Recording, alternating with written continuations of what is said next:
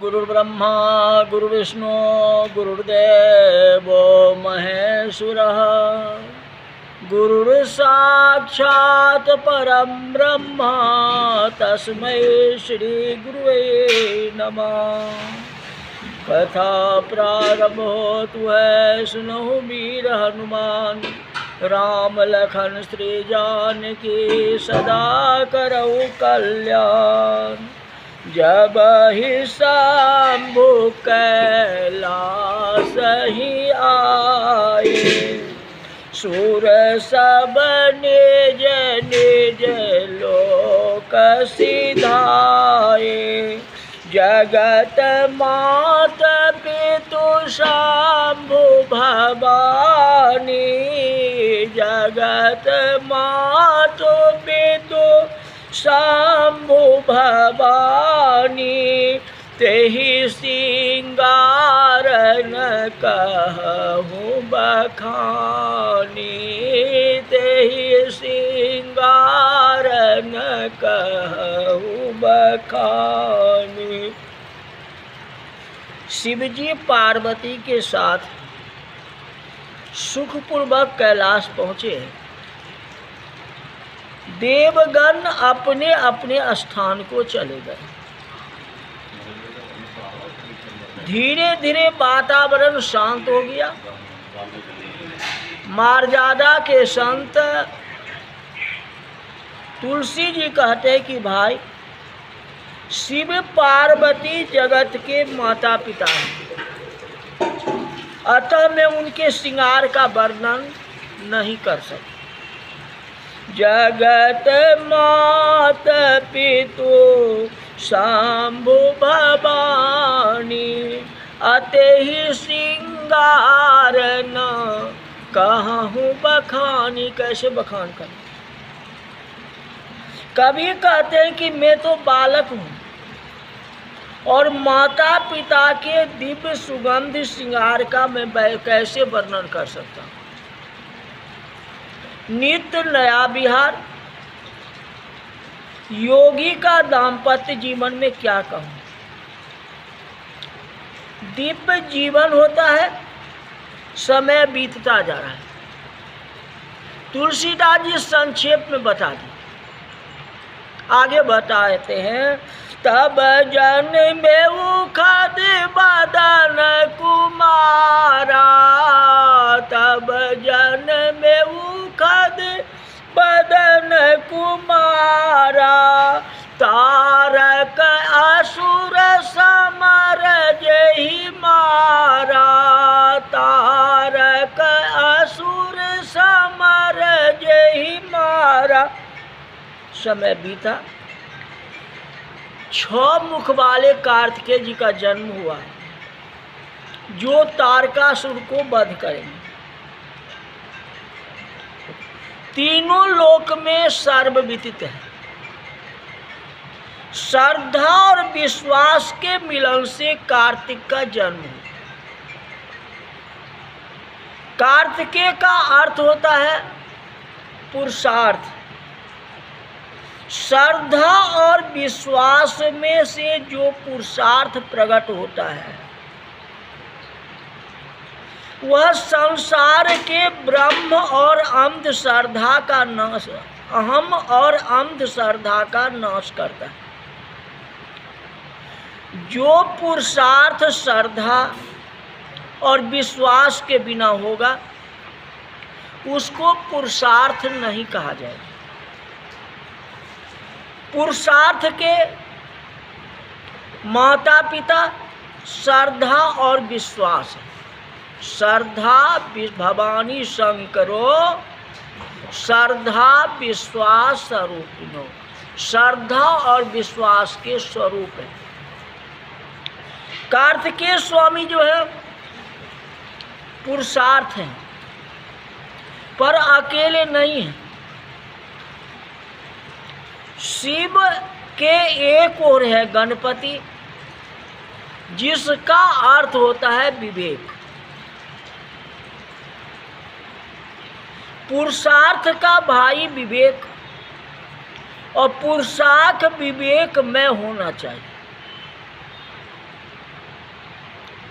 कहते हैं क्या करना क्या न करना, जिसके माता पिता श्रद्धा और विश्वास, भाई विवेक और पुरुषार्थ हो, उसके कुटुंब में रिद्धि सिद्धि आएगी तो कोई बड़ी नई बात थोड़ी है। उसी के घर में तो रिद्धि सिद्धि आ सकती है जिनके जीवन में इतना घटनाएं घटेगी, वहाँ रिद्धि सिद्धि आएगी ही। जग जान कन मुख जन्म कर्म प्रताप पुरसारथ महा, तेहि हेतु में वृख भेषु सुत कर चरित्र संक्षेपहि कहा। शिव पुत्र के चरित्र को संक्षेप में तुलसीदास जी ने कहा। तुलसीदास जी उपसंहार करते समय लिखते हैं, बहुत सुंदर लिखा। चरित्र सिंधु गिरिजा रमनो, वेद न पावहि पार, अबरने तुलसीदास किमी, अतिमति मांद गमार। भगवान शंकर तो चरित्र के सागर हैं, उसे कौन पार कर सकता है। वेद की नेत कौन वर्णित कर सकता है। कबीर जी लिखते हैं, कबीरदास जी, जो पृथ्वी को कागज करो, लेखनी करो बन राए, असाट समुंदर मसी करूं, लेकिन हरि गुण लिखो न जाए। सारे पृथ्वी को कागज बना दूं और सारे वनस्पति का कलम बना दूं और 7 समुंदर को स्याही बना दूं, तो भी अगर हरि गुण का बखान करूं, वर्णन करूं, तो ये संभव नहीं हो सकता है। एक संत कहते हैं, कबीर साहब का विरोध नहीं करना चाहिए। कबीर ठीक कहते हैं, गुणों का वर्णन नहीं किया जा सकता। गुण जो है अवर्णनीय। धरती को काज करो तो भी लिखा न जा सके, वनस्पतियों को कलम करो तो भी लिखा न जा सके, और 7 सागर को स्याही बनाओ तो भी लिखा नहीं जा सकता। ऐसा लिखा जा सकता, ऐसा योग बने तो लिखा जा सकता है। बताता हूँ। काया कोरी कागज करूँ, काया कोरी कागज करूँ, अलेखन करूँ जी भराए, अमन की मैं स्याही करूं, तो हरि गुण आप लिखाए। कहते मानव अपने जीवन को भोजपत्र का पत्ता बना देता है, ताम्र पात्र बना देता है, तो जीवन रामायण का एक कांड बन जाता है,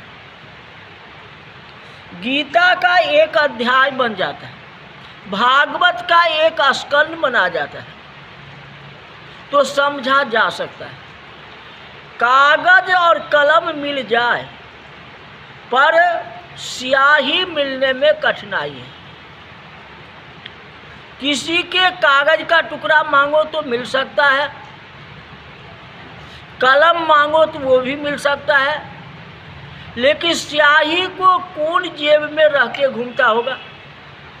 स्याही कहाँ से आएगी, कलम तो दे देगा। तो मन की स्याही बने। स्याही जो है काली होती है ना, हमारा मन भी कैसा होता है, तो काला होता है ना। तो मन की मलिनता को स्याही बन जाए तो शास्त्र को लिखा जा सकता है।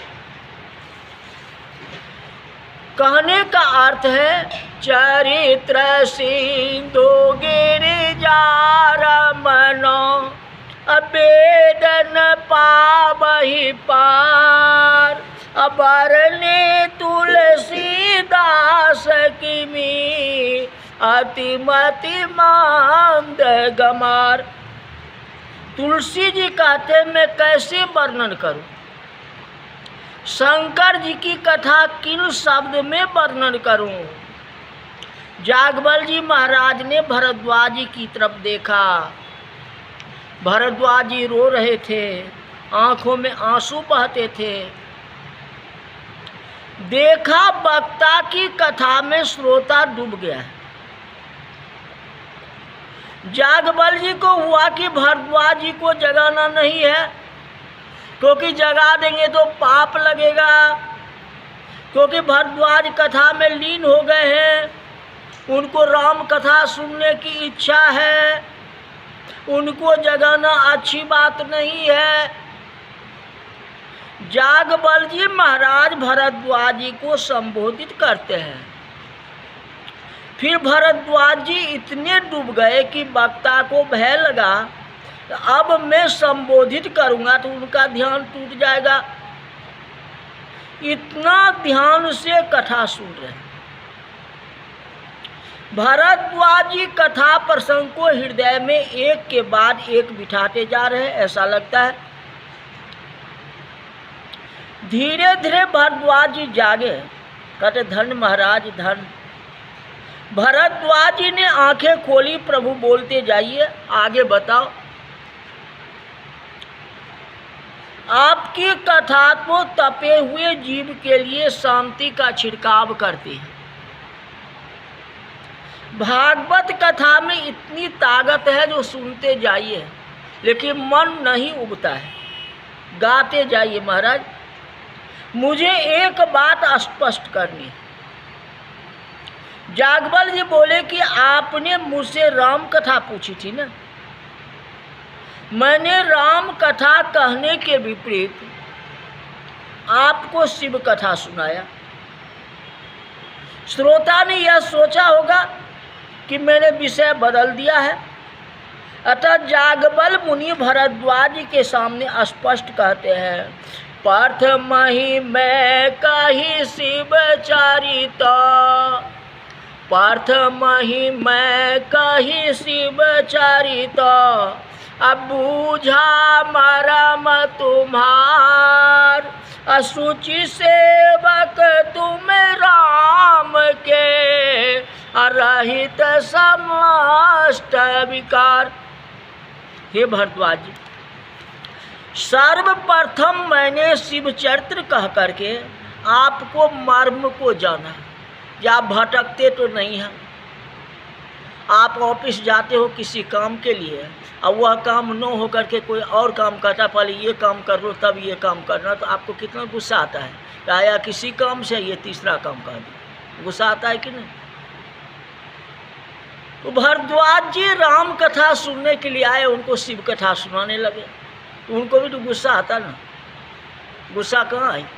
शिव जी का भी चरित्र सुनने लगे, शिव कथा भी सुन लिए, और सबसे ज्यादा ध्यान उन्होंने जो है शिव कथा पर दी। मन से कथा सुने।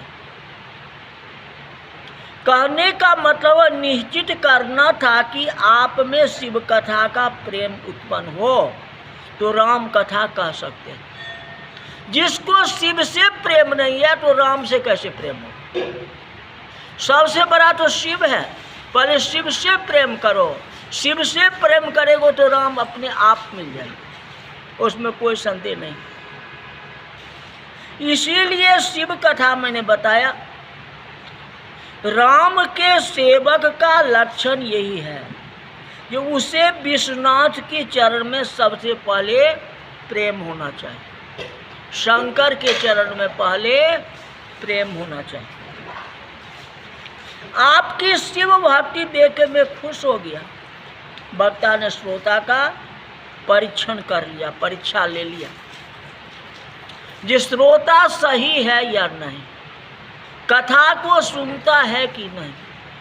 जो कथा सुनता होगा तो चाहे कोई भी कथा रख लो, राम हो या कृष्ण हो या शिव हो या कोई हो, उसको कथा अच्छी ही लगेगी। लेकिन जो बीच में जो है विरोध करने वाला कहता होगा तो राम वाले कृष्ण को विरोध करेंगे या कृष्ण वाले जो है राम को विरोध करेंगे, और राम फिर जो है कृष्ण वाले शिव को विरोध करेंगे।